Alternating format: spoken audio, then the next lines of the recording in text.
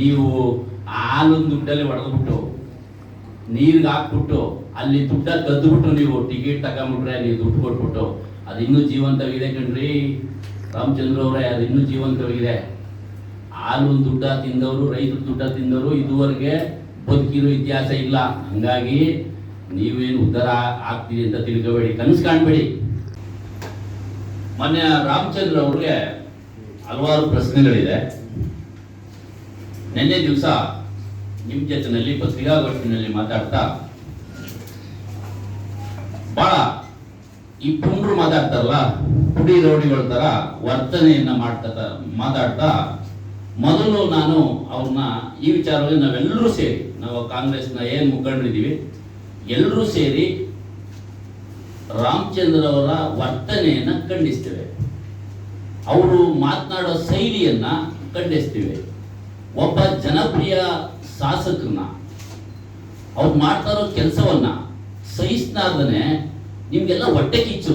ಏನ್ ನಿಮ್ ಕುಮಾರಸ್ವಾಮಿ ಅವರು, ಪೂಜ್ಯ ದೇವೇಗೌಡರು ಇವರೆಲ್ಲ ನಮ್ಮ ರಾಜ್ಯದ ಮುಖ್ಯಮಂತ್ರಿಗಳನ್ನ ನೋಡಿ ಏನು ಹೊಟ್ಟೆ ಕಿಚ್ಚನ್ನ ಪಡ್ಕತಾ ಇದ್ದಾರೋ ಅದೇ ರೀತಿಯಲ್ಲಿ ನೀವು ಈ ಜಿಲ್ಲೆ ಒಳಗೆ ಈ ಕ್ಷೇತ್ರದಲ್ಲಿ ಹೊಟ್ಟೆ ಕಿಚ್ಚನ್ನ ಪಡ್ಕತಾ ಇದ್ರಿ. ಇದನ್ನ ನಾವು ತೀವ್ರವಾಗಿ ಖಂಡಿಸ್ತೀವಿ.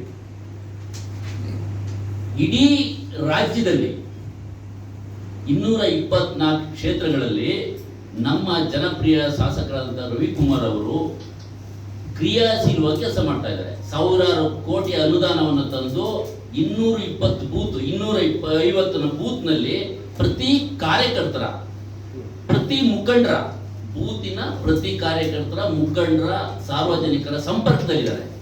ವಾರದಲ್ಲಿ 5 ದಿನಗಳ ಕಾಲ ಕ್ಷೇತ್ರದಲ್ಲಿ ಓಡಾಡ್ತಾರೆ. ಅದನ್ನ ನೀವು ಸಹಿಸ್ಕೊಳ್ಳಿಕ್ಕೆ ಆಗ್ತಾ ಇಲ್ಲ ರಾಮಚಂದ್ರ ಅವರೇ. ನೀವು ಹೇಳ್ತೀರಾ ಕುಮಾರಸ್ವಾಮಿ ಅವರು ಬಂದಾಗ ಕಾಲು ಬೀಳ್ತೀಯೇ, ಏಕ ಸಿಂಗ್ಯುಲರ್ ಎಲ್ಲ ಮಾತಾಡ್ಬೋದಾ ನೀವು ರಾಮಚಂದ್ರ ಅವರೇ? ನಾವು ಮಾತಾಡ್ಬೋದಲ್ಲ, ನಾಲ್ಗೆ ಇದೆಯಲ್ಲ ನಮಗೂ, ಏನ್ ಬೇಕಾದ್ರೆ ಮಾತಾಡ್ಬೋದು. ನಿಮ್ದು ಏನ್ ಗೊತ್ತಾ ಸಂಸ್ಕೃತಿ, ಅಂಧಭಕ್ತರು. ನೀವೊಂದು ರೀತಿ ಅಂಧಭಕ್ತರು. ಹೆಂಗೆ ಅಂದ್ರೆ ಅಲ್ಲಿ ದೇವೇಗೌಡರು, ಕುಮಾರಸ್ವಾಮಿ ಅವರು DC ಆಫೀಸ್ ಮುಂದೆ ಮೇಲೆ ಬಿಳಿ ಕಾಗೆ ಕೂತಿದೆ ಅಂದ್ರೆ ನೀವೆಲ್ಲರೂ ಈ ಜಗತ್ನಲ್ಲಿ ಬಿಳಿ ಕಾಗೆ ಎಲ್ಲೂ ಇಲ್ಲ. ಹೌದು ಹೌದು ಹೌದು, ಕುಮಾರಣ್ಣ ಹೇಳೋರೆ, ಅಪ್ಪಾಜಿ ದೇವೇಗೌಡರ ಅಪ್ಪಾಜಿ ಹೇಳೋರೆ, ಅದು ಬಿಳಿ ಕಾಗೆ ಅಂತ ಕೂಗುವಂತ ಅಂಧಭಕ್ತರಾಗ್ಬಿಟ್ಟಿದ್ರಿ ನೀವು. ರೀ ಸಲಹೆ ಕೊಡಿ, ಹಿಂದೆ ಕೆಲಸ ಆಗ್ಬೇಕು ಅಂತ ಧರಣಿ ಮಾಡಿ, ಕೇಳಿ, ಪ್ರತಿಭಟನೆ ಮಾಡಿ. ಅದು ಬಿಟ್ಟು ನೀವು ಇಲ್ಲ ಸಲದ ಆರೋಪ ಮಾಡ್ತೀರಾ. ಕುಮಾರಣ್ಣ ಬಂದಾಗ ಕಾಲು ಬೀಳ್ತೀಯ ನೀನು, ಅಲ್ಲಿ ಬಂದು ಟೀಕೆ ಮಾಡ್ತೀಯ ಅಂದ್ರೆ ಹೌದ್ರಿ, ಅದು ಸಂಸ್ಕೃತಿ ಕಣ್ರಿ, ಆ ಕುಟುಂಬದ ಸಂಸ್ಕೃತಿ. ನಾನು M ಶ್ರೀನಿವಾಸ್ ಅವರು MLA ಆಗಿದ್ದಾಗ ಅವ್ರ ವಿರುದ್ಧ ನಾನು ಸ್ಪರ್ಧೆ ಮಾಡಿದ್ದೆ, ಪ್ರತಿಭಟನೆ ಮಾಡ್ತಿದ್ದೆ. ಅಂಬರೀಷ್ ಅವ್ರ ವಿರುದ್ಧ ಪ್ರತಿಭಟನೆ ಮಾಡ್ತಿದ್ದೆ. MLA ಅವರು MP ನಿಂತಿದ್ದು, ನಾನು MP ನಿಂತಿದ್ದೆ. ಆದ್ರೆ ಸೀನಣ್ಣ ಬಂದ್ರೆ ನಾನು ನಮಸ್ಕಾರ ಮಾಡುವೆ, ಅಂಬರೀಷ್ ಅಣ್ಣ ಬಂದ್ರೆ ನಾನು ನಮಸ್ಕಾರ ಮಾಡುವೆ. ರೀ ಅದು ನಮ್ಮ ಸಂಸ್ಕೃತಿ ಕಣ್ರಿ. ಹಂಗೆ ನಮ್ಮ ರವಿಕುಮಾರ್ ಅವರು ಅವರ ಸಂಸ್ಕೃತಿ, ಹಿರಿಯರಿಗೆ ನಮಸ್ಕಾರ ಮಾಡ್ತಾರೆ. ಅದು ತಪ್ಪೇನ್ರಿ? ನೀವು ಸಹಿಸ್ಕೊಳಕ್ ಆಗ್ತಾ ಇಲ್ಲ ನಿಮ್ಗೆ.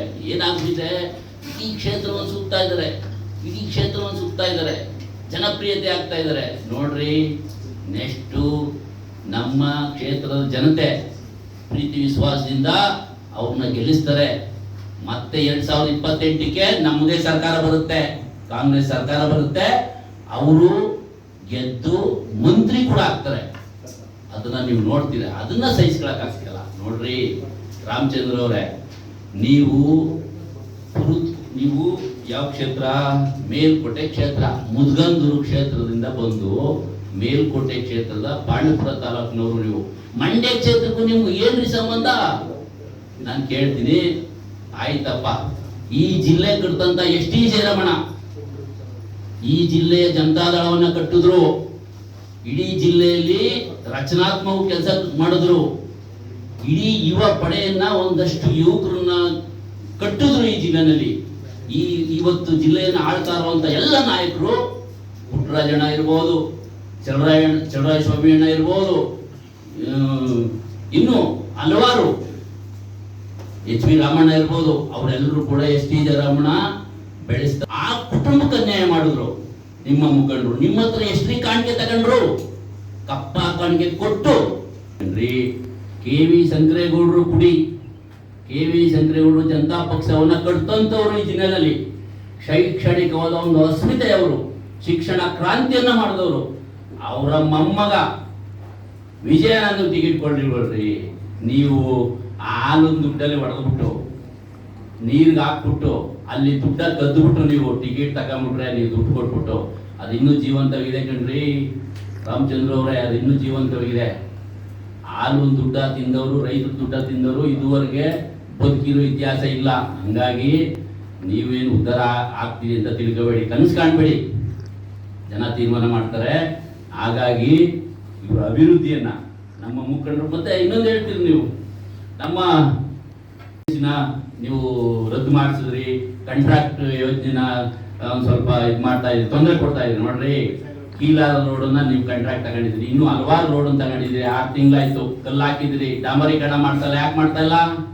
ಸುಮ್ಮನೆ ಜನಕ್ಕೆ ಕೆಟ್ಟ ಹೆಸರು ಬರ್ಬೇಕು MLA ಅವ್ರಿಗೆ, ಅದ ಬಿಡಿ, ನೀವು ಕೆಲಸ ತಗೋತಾ ಇದ್ರಿ. ನಂತರ ಪುರುತ್ ಕೊಪ್ಪಳು ಸಂಕ್ರಣ್ಣ ಕಡ್ಗ ಹಾಕಿದ್ರು ಕೈಗೆ ಕುಮಾರಸ್ವಾಮಿ ಅವ್ರಿಗೆ ಬಂದಾಗ, ಮಂತ್ರಿ ಆದಾಗ. ಅವರು ನಿಮ್ಮ ಜನತಾದಳದವರು, ಅವರು ಪುರುತ್ ಕೊಪ್ಪಳು ಇದರಲ್ಲಿ ಕೋಡಿಕೊಪ್ಪಲು ಟು ಮಲ್ಲಘಟ್ಟ ರಸ್ತೆ ಮಾಡ್ತಾ ಇದ್ದಾರೆ, ಟೆಂಡರ್ ಅವ್ರಿಗಾಗಿದೆ ಆಯ್ತಾ. ಆನ್ಸರ್ಸ್ಲು ಅಶೋಕ್ ನಮ್ಮ ಚಿಕ್ಕಬಳ್ಳಿನಲ್ಲಿ 5 ಕೋಟಿ ವರ್ಕ್ ಮಾಡಿದ್ರು, ಅವರು ಜನತಾದಳದವರು. ಇನ್ನೊಬ್ರು ಪಂಚೆ ಪುಟ್ಸಮಣ, ಅವರು ಜನತಾದಳದವರು. ಹಾಗಾದ್ರೆ ಜನತಾದಳದವ್ರಿಗೆ ಟೆಂಡರ್ ಕೊಡ್ತಾ ಇಲ್ವಾ? ಕೆಲಸ ಆಗ್ತಾ ಇಲ್ವಾ? ಕೆಲಸ ಮಾಡ್ತಾ ಇದ್ದಾರೆ. ಹಾಗಾಗಿ ಇವರು ನಮ್ಮ ಶಾಸಕರು ಯಾರಿಗೂ ಕೂಡ ತೊಂದರೆ ಕೊಡ್ತಾ ಇಲ್ಲ. ನೀವು ಅದನ್ನ ವಾಪಸ್ ತಗೊಳ್ಳಿ. ಇನ್ನೊಂದು ಸಿಮೆಂಟ್ ಏಜೆನ್ಸಿನ ಸ್ಟಾಪ್ ಮಾಡಿಸಿದ್ದಾರೆ ಅಂತಿರಲ್ರಿ, ಆ ಸಿಮೆಂಟ್ ಏನೇನು ಅನ್ಯಾಯ ಮಾಡಿದ್ರೋ, ಏನೇನು ಅವ್ಯವಹಾರ ಮಾಡಿದ್ರೋ ಅದಕ್ಕೆ ಬಂದಾಗಿದೆ. ಅದಕ್ಕೆ ನೀವು ದೂರದು ಅಷ್ಟೆಲ್ಲ ನಿಮ್ಗೆ ಸರಿ ಕಾಣಿಸಲ್ಲ. ನಿಮ್ಗೆ ಮುಂದಿನ ದಿನಗಳಲ್ಲಿ ಸರಿಯಾಗಿ ಮಾತಾಡೋದು ಕಲ್ತ್ಕೊಳ್ಳಿ ಅಂತ ನಾವು ಹೇಳಕ್ ಇಷ್ಟಪಡ್ತೀವಿ. ನಮಗೂ ನಾಲ್ಗೆಗಳಿದೆ, ಏನ್ ಬೇಕಾದ್ರೂ ಮಾತಾಡಕ್ಕೆ ನಮಗೂ ಶಕ್ತಿ ಇದೆ. ದಯಮಾಡಿ ಈ ಮೂಲಕ ನಾವು ಹೆಸರಿಗೆ ಕೊಡ್ತೀವಿ. ನಮ್ಮ ತುಂಬಾ ಪವರ್ಫುಲ್ ಮಂತ್ರಿ ಕುಮಾರಣ್ಣ ಅವರು, ಅವರ ನಾಯಕರು, ವರಿಷ್ಠರು, ಅವ್ರ ಕಡೆ ಕೆಲಸ ತಗಲಿ. ನಮ್ಮ MLA-ಗಿಂತ 1000 ಕೋಟಿ ಹೆಚ್ಚು ಅವರೇ ಕೆಲಸ ಮಾಡ್ಬೋದು, ಮಾಡ್ಲಿ, ಕಾರ್ಯಕರ್ತ ಬದುಕಿಸ್ಲಿ. ದಯವಿಟ್ಟು ಇವೆಲ್ಲ ಮಾತಾಡೋದು ಬಿಡ್ಬೇಕು ಅಂತ ಎಚ್ಚರಿಸ್ಕೊಂಡು ತಮಗೆಲ್ಲ ಧನ್ಯವಾದಗಳು.